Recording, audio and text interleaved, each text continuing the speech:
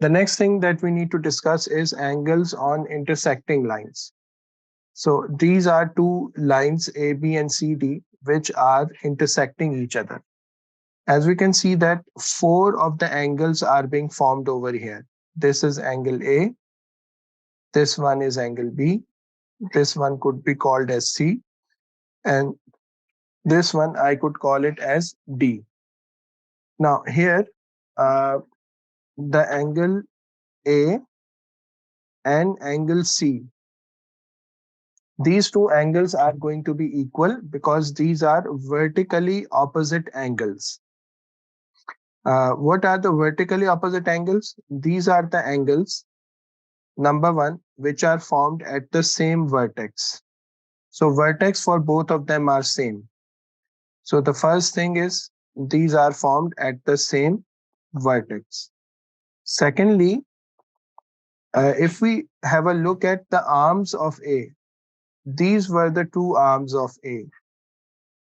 And if we look at the arms of C, then this angle had two different arms.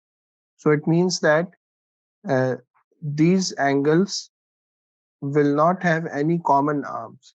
So their arms are not common.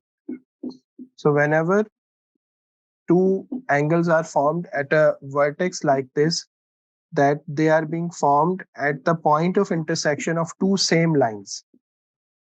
For example, this line was coming till this point of intersection and it carries on in the same way, same direction. This line came to the point of intersection and it carried on in the same direction. So now the angles which would be formed such that their arms are not common, they would be vertically opposite angles, and vertically opposite angles are always equal to each other. These angles are always equal to each other. We have an abbreviation for them also. Whenever two angles are vertically opposite and they're equal, their abbreviation is written like this, that vertical opposite angles. So this abbreviation would point out to this argument that we have just discussed.